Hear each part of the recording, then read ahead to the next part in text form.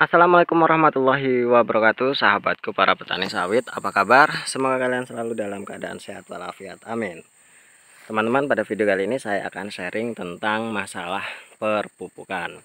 Jadi saya disclaimer seperti biasanya bahwa apa yang saya bicarakan di sini bukan berdasarkan jurnal, bukan berdasarkan searching di Google, bukan berdasarkan kata apa namanya itu ya, para ahli. Jadi yang saya bicarakan di sini adalah murni dari pengalaman saya, dari orang-orang di sekitar saya yang sudah berpengalaman dalam berkebun kelapa sawit, dan cerita-cerita teman saya yang bekerja di perkebunan kelapa sawit.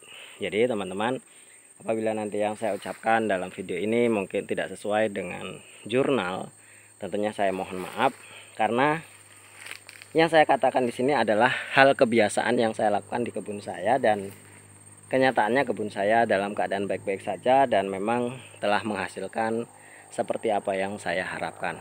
Jadi teman-teman, dalam video kali ini saya akan membahas tentang pupuk apakah boleh dicampur atau tidak. Nah, kebanyakan teman-teman saya melihat banyak sekali tutorial-tutorial yang melakukan pemupukan itu dengan cara dicampur. Misalkan NPK dengan urea, NPK dengan KCL, terus KCL dengan urea. Mereka melakukan mixing atau pencampuran.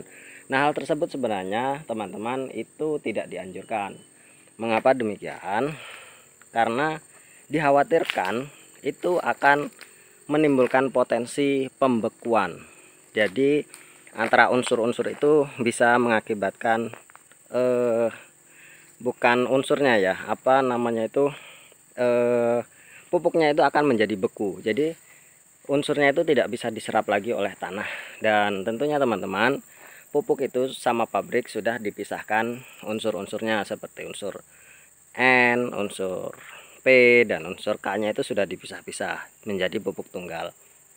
Namun kita sebagai petani sawit, tidak hanya sawit ya, saya lihat di tutorial pemupukan kopi juga seperti itu. Kita sebagai petani malah mencampurnya. Nah, hal demikian tentunya teman-teman dikhawatirkan nanti itu akan membuat manfaat yang ada di pupuk itu menjadi lebih berkurang, dan tentunya itu akan menjadikan kita rugi, yang seharusnya pupuk kita bisa diserap secara maksimal oleh tanaman kita, namun ternyata tidak bisa diserap secara maksimal. Dan tentunya teman-teman, pupuk yang kita beli secara mahal-mahal itu hanya akan sia-sia. Namun teman-teman, sebagai petani kita tentunya ingin membuat efisiensi waktu, sehingga penebaran pupuk itu bisa kita tebarkan hanya satu kali waktu saja. Hal tersebut bisa dilakukan teman-teman, namun jangan melakukan mixing, pencampuran. Apabila kalian ingin melakukan penebaran dalam waktu yang sama, dalam satu hari yang sama itu kalian misalkan ingin menebarkan pupuk urea, KCL, dan TSP dalam waktu yang sama, kalian bisa melakukannya namun dalam area yang berbeda.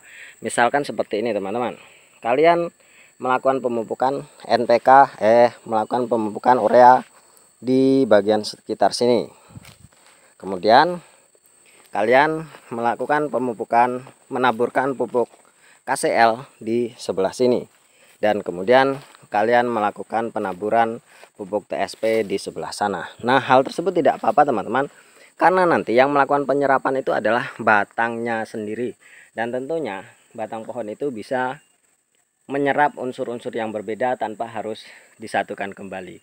Jadi ya, nitrogen nanti akan diserap sesuai fungsinya, TSP diserap secara fungsinya, dan KCL juga diserap secara fungsinya oleh batang sawit kita itu sendiri.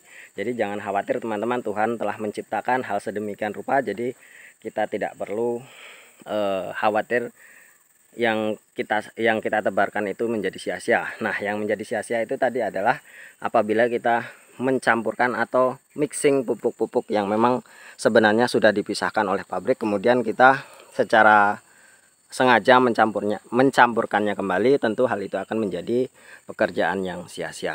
Jadi teman-teman, satu lagi teman-teman, satu pupuk yang tidak boleh, benar-benar tidak boleh dilakukan penebaran dalam waktu yang sama itu adalah pupuk dolomit atau kiserit.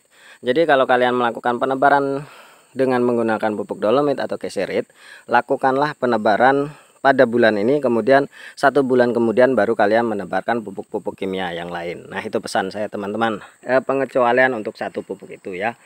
Karena fungsi dari dolomit itu sendiri adalah untuk menetralkan tanah atau menyeimbangkan pH, sedangkan pupuk-pupuk kimia seperti nitrogen, KCl dan TSP itu bersifat asam. Jadi ketika kalian mencampurkan dolomit dengan pupuk-pupuk yang bersifat asam, maka fungsi itu akan menurun atau fungsinya akan berkurang, dan tentunya itu akan membuat kerugian bagi kita.